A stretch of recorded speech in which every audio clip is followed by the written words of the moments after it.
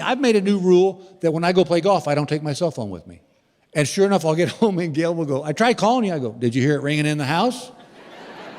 That would be, I'm not here.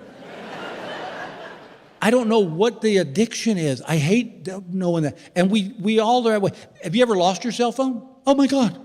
It's like a family member passed away. People bring over casseroles. They're so sorry. Maybe you should wait a little bit before you get a new one. Yeah, just deal with this one first. It's insane what we do. Have you ever done this? This one I knew you're sitting in your favorite chair. Cell phone sitting right there. It don't ring, buzz, chirp, nothing. And you catch yourself doing this?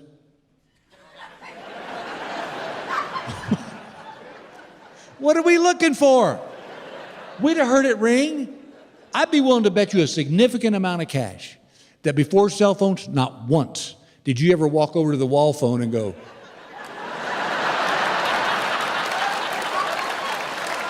yep, still got a dial tone, we're good.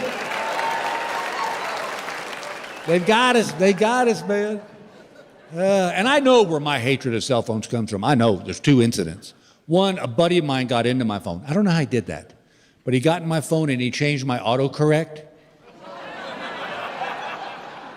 So every time I would type the letter I, it came up Big Billy.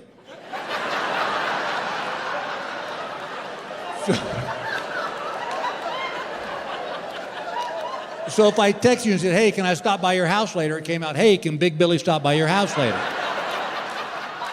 And then you'd read it and go, what a jackass. Who calls himself Big Billy?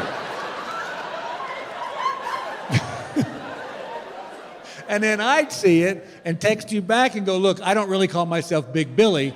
But then that came out, look, Big Billy really didn't call himself Big Billy.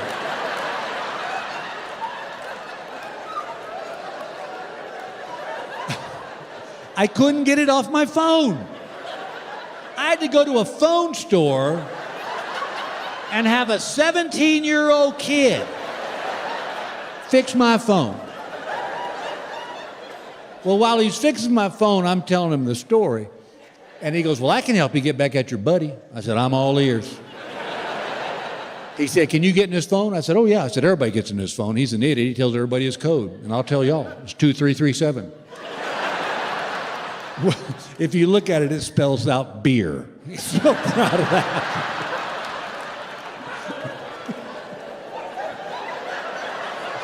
Now, don't think for 1 second there's not somebody in this theater going, you know what, that's not too damn bad, actually. So he said, look, I can teach you how to change his auto signature on his emails. And I said, done.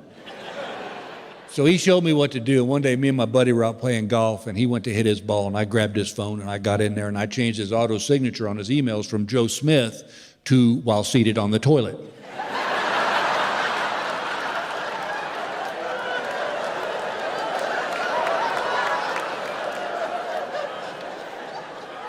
Well, about a week went by. I got a text that said, hey, jackass. He said, not everybody's a paid comedian. He said, in case you've forgotten, I'm a financial advisor.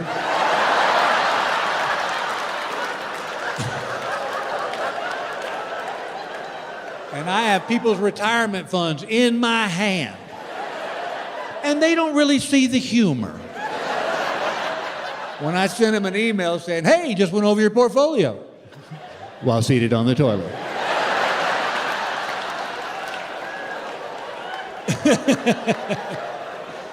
So I texted him back and said, well, Big Billy apologizes.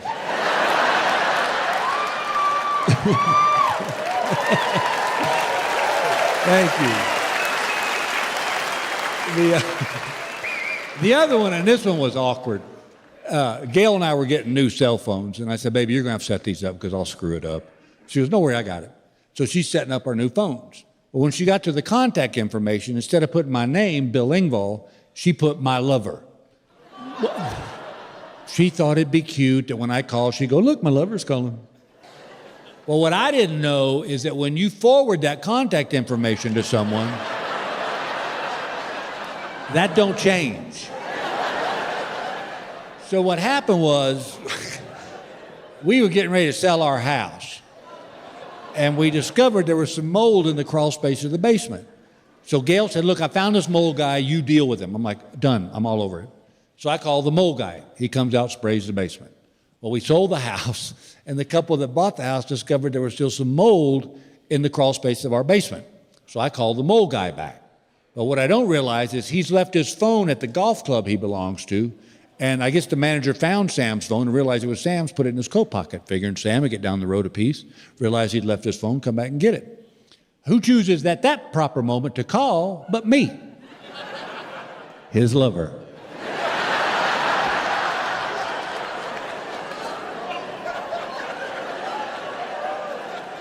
I called Sam's phone, and I guess the club manager looked at it and it said, my lover, and he goes, well, hello, Phyllis.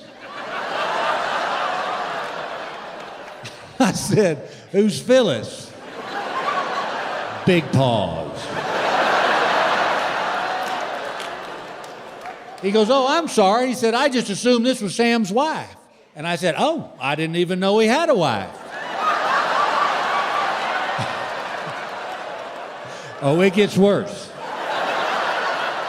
I said, he's just a fellow who services me.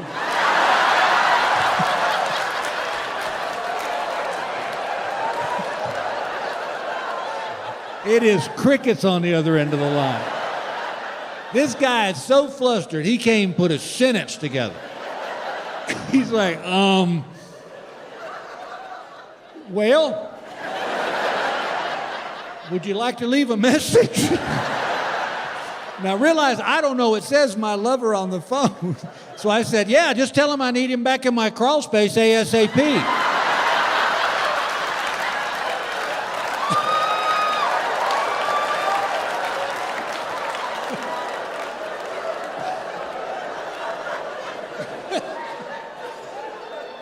Well, Sam knew what it meant, but the club manager had no idea, and poor Sam had a lot of explaining to do.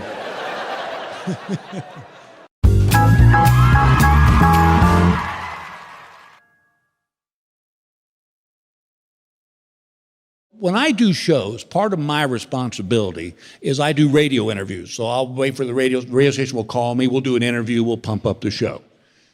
And invariably, it was what happened. So I was waiting one morning for the radio station to call, and I'd had like 3 cups of coffee, and I had to pee. And I've got to that age, and some of you guys my age and older know this, that we're at that age that when your body says, I gotta pee, it's not like I gotta pee in a couple hours. It's like, find a bathroom now. True story, y'all, true story. We were driving from Denver. You know where Little America is? Okay. We were one exit away. Again, Gail had said, I need to stop at Little America because I got to pee. I said, all right, fine. We got one exit away, and I whipped off the side of the road and had to pee on the side of the road because I couldn't make it another exit. So I'm waiting for the radio station to call, and I know what's going to happen. As soon as I set my phone down and go to the bathroom, they're going to call. So I take the phone with me into the bathroom. And I'm peeing, and they call. So I can't flush the toilet because I'm in the bathroom and they'll hear it. So I'm doing the interview and just talking, and they go, hey, I'm looking forward. It's going to be the greatest shows. The last 2 shows in Salt Lake. It's going to be awesome. Y'all get some tickets. Come on out. We're having New Year's Eve together. And they go, well, Bill, we're really thrilled you're in your tour there in Salt Lake City, and you're going to have a blast. People are going to come out. We'll get everybody out there. And Gail walks in to the bathroom. And she looks at the toilet and reaches down and flushes the toilet.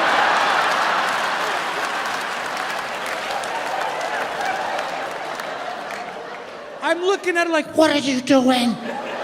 She goes, there was pee in the toilet. That's disgusting. Flush the toilet. I go, I'm doing an interview. And she knew she was wrong because she ran out. Well, now I got the dilemma. Did they hear me flush the toilet? Should I address it, or should I just skate over it and act like nothing happened? I figured that's the best option. So I kept doing the interview, and they said, all right, well, we'll talk to you next time, Bill. I said, well, listen, thank you guys for putting it on the air. You guys have always been big supporters, and I really appreciate it. They go, Bill, we love you to death. And I said, well, thanks a lot. And they go, hey, don't forget to wash your hands.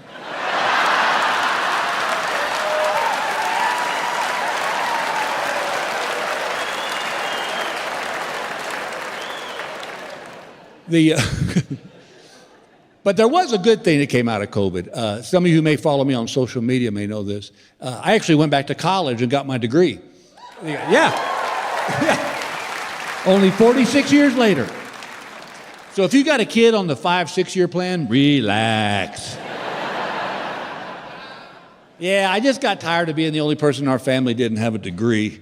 And also because the first time I went to college, it did not go well.